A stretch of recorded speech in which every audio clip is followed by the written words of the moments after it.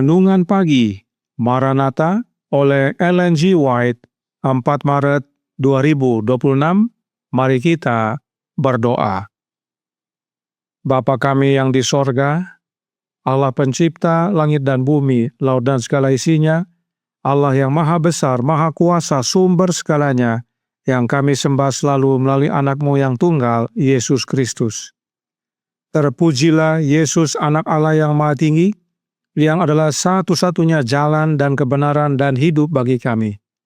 Pada pagi hari ini kami bersyukur boleh bangun dan berbakti, dan sebagaimana membaca dan mendengarkan nasihat firman-Mu, kiranya menjadi prioritas utama hidup kami untuk mencari kerajaan Allah dan kebenarannya, maka semuanya ditambahkan kepada kami. Beserta kami sepanjang perbaktian ini kehendak-Mu yang jadi. Ampun kami akan dosa dan salah, karena kami berdoa hanya dalam nama Anak Allah yang tunggal, Yesus Kristus, yang adalah Tuhan dan Juru Selamat kami. Amin. Renungan hari ini akan dibacakan oleh Ibu Connie Wentuk. Kepada Ibu Connie, kami persilahkan. Terima kasih, Shalom dan selamat pagi buat kita semua. Bacaan Renungan Pagi 4 Maret 2026 diambil dari buku Maranatha oleh Ellen G. White dengan judul Prioritas Utama Hidup. Ayat tema diambil dari kitab Matius 6 ayat 33, demikian firman Tuhan. Tetapi carilah dahulu kerajaan Allah dan kebenarannya, maka semuanya itu akan ditambahkan kepadamu. Inilah tujuan besar yang pertama, kerajaan sorga, kebenaran Kristus. Segala tujuan lain harus ditempatkan sebagai hal yang kedua setelah ini. Iblis akan menggambarkan jalan kekudusan sebagai jalan yang sulit, sementara jalan kesenangan dunia dihiasi dengan bunga, dengan warna yang menipu dan memikat, yang akan menampilkan dunia beserta kesenangannya di hadapanmu. Kesia-siaan adalah salah satu sifat terkuat dari alamiah kita yang rusak. Dan setan tahu bahwa ia dapat memanfaatkannya dengan berhasil. Ia akan menyanjungmu melalui para agennya.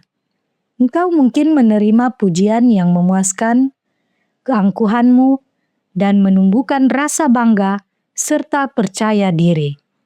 Lalu engkau berpikir bahwa dengan segala keuntungan dan daya tarik itu, sungguh sayang jika harus keluar dari dunia dan menjadi seorang Kristen. Tetapi ingatlah bahwa kesenangan dunia akan berakhir, dan apa yang engkau tabur, itulah yang akan engkau tuai.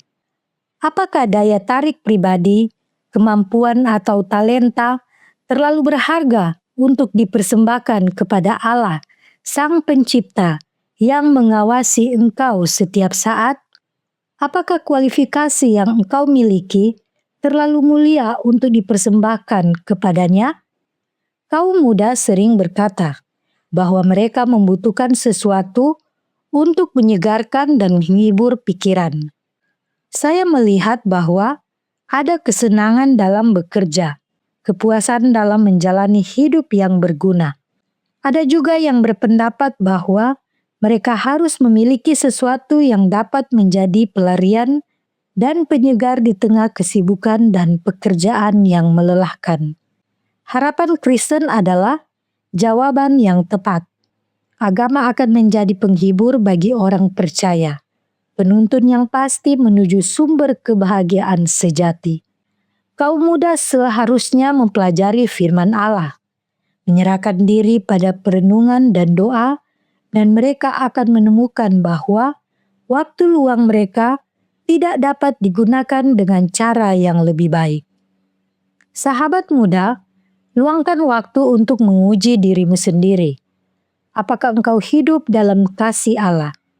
Bersungguh-sungguhlah untuk meneguhkan panggilan dan pilihanmu. Carilah dahulu kerajaan Allah dan kebenarannya. Jadikan ini yang pertama dan terakhir. Carilah dengan sungguh-sungguh untuk mengenal Dia. Sebab mengenal Dia dengan benar adalah hidup yang kekal. Kristus dan kebenarannya adalah keselamatan bagi jiwa. Demikianlah bacaan renungan pagi.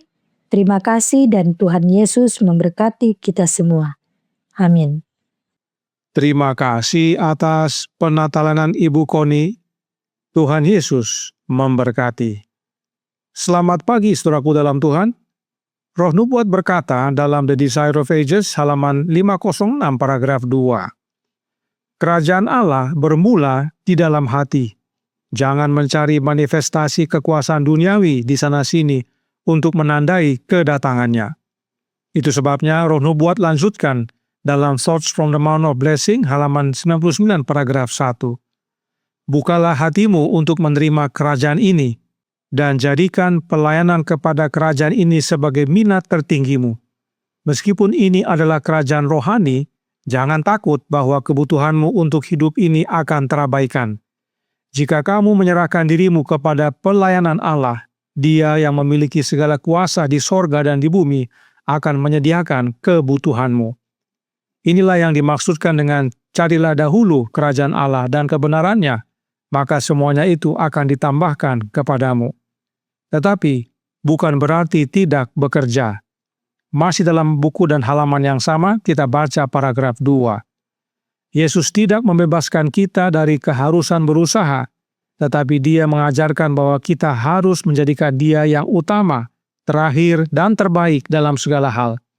Kita tidak boleh terlibat dalam bisnis apapun, mengejar tujuan apapun, atau mencari kesenangan apapun yang akan menghalangi terwujudnya kebenarannya dalam karakter dan hidup kita.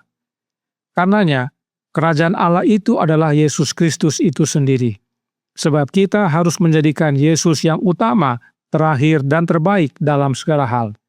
Itu sebabnya kebenaran ini dapat menjadi bagian kita sekarang. Lukas menuliskan tentang Yesus mengutus 70 murid berdua-dua dalam Lukas 10 ayat 8 dan 9. Dan jikalau kamu masuk ke dalam sebuah kota dan kamu diterima di situ, makanlah apa yang dihidangkan kepadamu, dan sembuhkanlah orang-orang sakit yang ada di situ, dan katakanlah kepada mereka, kerajaan Allah sudah dekat padamu. Dan tentang ayat ini Roh Nubuat berkata dalam manuskrip 88 tahun 1902 paragraf 14.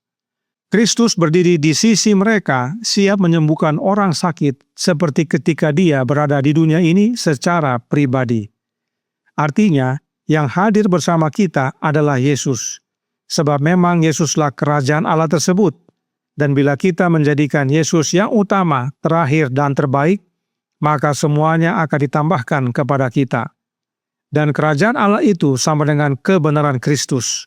Itu sebabnya renungan pagi hari ini berkata dalam Maranatha halaman 71 paragraf 2. Inilah tujuan besar yang pertama, kerajaan sorga, kebenaran Kristus.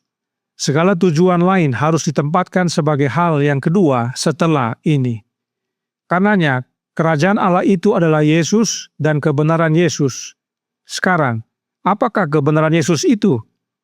Christian Temperance and Bible Hygiene halaman 95 paragraf 2 berkata, maka para ibu, ajarkan anak-anakmu di sini sedikit, di sana sedikit, dan patokan demi patokan, bahwa kebenaran Kristus adalah satu-satunya pakaian yang akan membawa mereka masuk sorga.